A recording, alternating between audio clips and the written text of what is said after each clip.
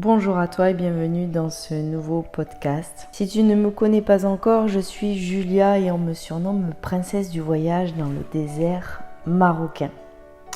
Je suis experte dans la réalisation de grands projets, mais aussi dans les changements de vie, puisque l'un ne va pas sans l'autre et tout est relié. Aujourd'hui, j'avais vraiment à cœur de te parler de pourquoi réaliser de grands projets et qu'est-ce que ça voulait dire en fait, comment réaliser ces projets. Voilà, je voulais te parler de ce sujet-là vraiment par rapport au fait que j'accompagne de plus en plus de personnes et que les choses sont de plus en plus claires. J'ai moi-même été architecte durant 10 ans, après 5 ans d'études, et réaliser de grands projets, des projets qui durent entre 1 an ou 4 ans, c'est ma spécialité. Alors pourquoi je te parle de réaliser de grands projets et pourquoi réaliser de grands projets ? Peut-être que si tu écoutes ce podcast et tu en es encore à avoir peur de pas arriver à payer tes factures.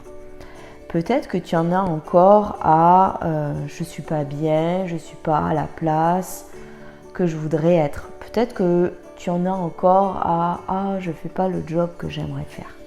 Et en fait, ce que j'aimerais te partager là, c'est qu'en fait, j'ai commencé à réaliser mes grands projets au moment où je me suis dit ces questions-là, au moment où je me suis dit j'en ai assez de ça.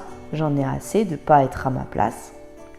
Et c'est à ce moment-là, c'est au moment où j'ai commencé à me mettre en route pour mes grands projets que ma vie est devenue beaucoup plus vibrante, beaucoup plus simple, beaucoup plus facile. Donc déjà, ça répond à la question pourquoi réaliser de grands projets. Lorsque tu réalises tes grands projets, tu vas te retrouver à ta place. Tu vas te retrouver beaucoup plus en joie.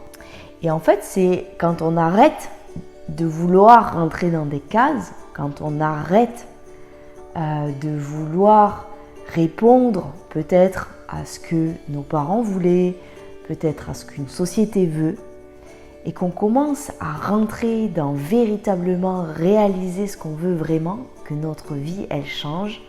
Et que lorsque notre vie, elle change, en fait, tout simplement, moi je l'explique au niveau de l'âme, ton âme, elle est heureuse parce qu'elle se réalise aussi en termes d'existence. Il ne s'agit pas juste d'être ici pour payer tes factures. Si tu écoutes ce podcast, ce n'est pas un hasard. Si tu écoutes ce podcast, c'est que ça va venir te parler aussi à ce niveau-là. Et c'est pour ça d'ailleurs que la majorité des gens ont peur. Pourquoi ils ont peur ? Ils ont peur parce qu'ils savent d'avance que cela va demander de sortir de sa zone de confort, certes, mais cela va demander un certain effort. Et je pense qu'ici, la majorité des personnes se trompent. La majorité des personnes pensent que réaliser ses grands rêves, ça va être beaucoup de travail, beaucoup d'efforts, très difficile, etc., etc. Et moi-même, j'étais vraiment dans cette croyance que réaliser mes grands projets, m'expatrier au Maroc, comme je l'ai fait, changer de travail, de passer d'architecte à professeur de yoga, ça va être très difficile. J'avais vraiment cette croyance que ça allait être très difficile. Et là, j'aimerais vraiment te dire en vérité, l'effort pour aller à ton job qui ne te plaît plus, et l'effort pour faire le boulot dont tu ne peux plus, il n'est pas plus, il est à la même hauteur que de réaliser ces grands projets. C'est juste que tu mets l'énergie à un autre endroit. Réaliser tes grands projets, ça doit te prendre aux tripes, ça doit te prendre dans ton ventre. Tu dois à la fois avoir, bien sûr tu auras la peur, bien sûr tu auras des angoisses, mais en même temps tu auras extrêmement envie. Ça doit bouillonner de joie à l'intérieur de toi et c'est ça qui te propulse. Et c'est ça que peut-être tu n'as plus d'ailleurs. Et véritablement, l'effort, il n'est pas plus, plus difficile que celui d'aller faire un job qui ne nous plaît plus. Il est par contre Ça va par contre te demander de te libérer. Ça va par contre de te demander de sortir, oui, de certains schémas, de te libérer peut-être de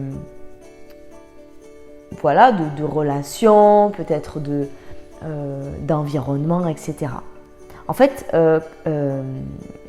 c'est exactement pareil que lorsque tu construis un bâtiment. Lorsque tu construis un nouveau bâtiment, si l'ancien bâtiment, les murs ne tiennent pas debout, tu vas être obligé de passer le bulldozer.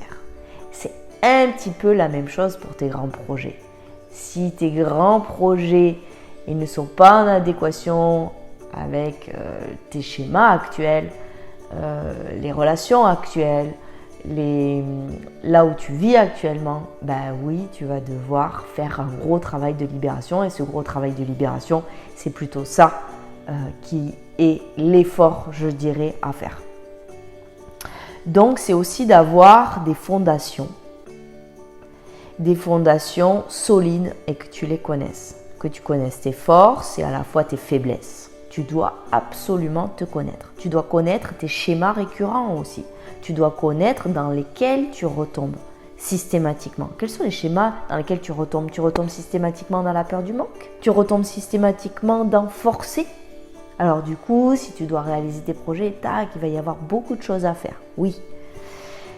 Et du coup, ça va venir te faire travailler. Ensuite, pour réaliser tes projets, la clé, c'est de viser haut. Mais c'est viser haut sans non plus fantasmer.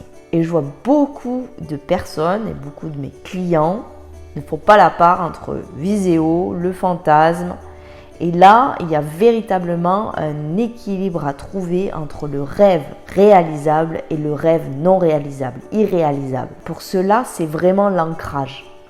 Tu dois être ancré, tu dois avoir des données, tu dois avoir fait des recherches, tu dois avoir fait des formations, tu dois monter, construire ton projet, tu dois construire comme un architecte va construire pas à pas le projet par une esquisse, un plan, la PS, la PD, etc. Il y a des étapes. Et ton projet au début, c'est un grand projet, peut-être un petit peu fantasmé. Et ensuite, petit à petit, tu rentres dans le détail. Et petit à petit, lorsque tu vas rentrer dans le détail, tu vas savoir exactement comment tu le construis. Grande échelle, petite échelle, le macro, le micro. Donc, il y a tout ça à regarder vraiment quand on réalise ces grands projets.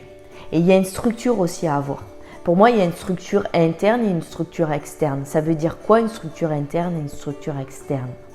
Ça veut dire que si ta structure interne ne tient pas debout, ton projet à l'extérieur, il ne pourra pas tenir debout. C'est exactement la même chose qu'en construction. Si tu construis un bâtiment qui n'est pas assez solide, que les fondations ne sont pas assez solides, que les murs porteurs ne sont pas assez solides, au premier coup de vent, il se casse la gueule. On est d'accord? Et c'est exactement la même chose pour ton projet. C'est exactement la même chose.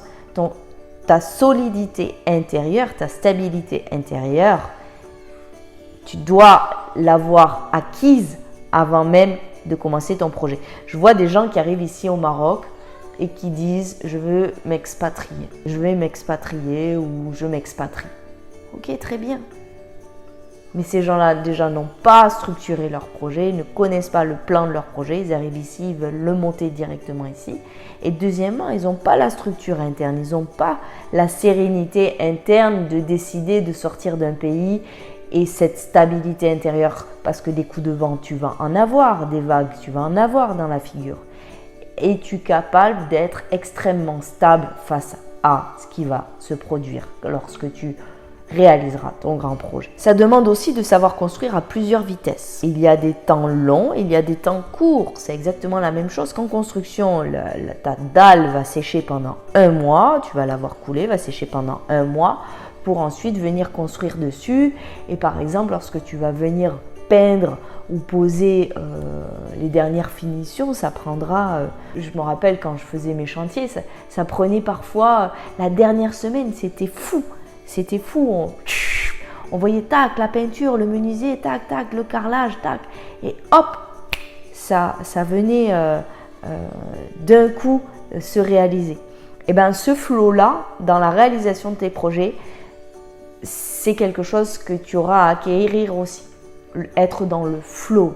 C'est-à-dire qu'il va y avoir des moments de grande patience, de persévérance à avoir, bien sûr, d'attente de projets administratifs, etc. Et puis il va y avoir des moments, tac, bim, bam, boum, ça se réalise. Et tout ça, bien sûr, en relation avec l'énergie et tes propres blocages. Okay, parce que c'est aussi à l'intérieur de toi qui donne cette vitesse-là, de ce que j'ai vu chez mes clients et de ce que je vois même dans la réalisation de mes propres projets, c'est qu'à chaque fois que c'est lent à l'extérieur, c'est qu'à l'intérieur de moi, il y a des blocages, des choses à libérer. Ok ? Et puis, il y a à savoir aussi gérer énormément de données, beaucoup d'informations en même temps. Et c'est là que je vois que la majorité des personnes coincent, entre guillemets, c'est-à-dire que n'arrivent pas à tout gérer en même temps, n'arrivent pas à gérer, avoir la capacité mentale et intellectuelle de gérer beaucoup de projets en même temps, sans s'y perdre, avec l'action juste, pas à pas, etc. etc.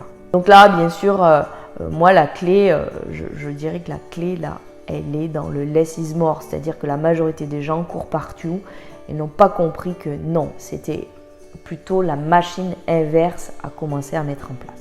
Parce qu'il y a à la fois être dans l'instant présent, et là c'est un petit peu compliqué au niveau du temps, il y a à la fois être dans l'instant présent et à la fois préparer le futur.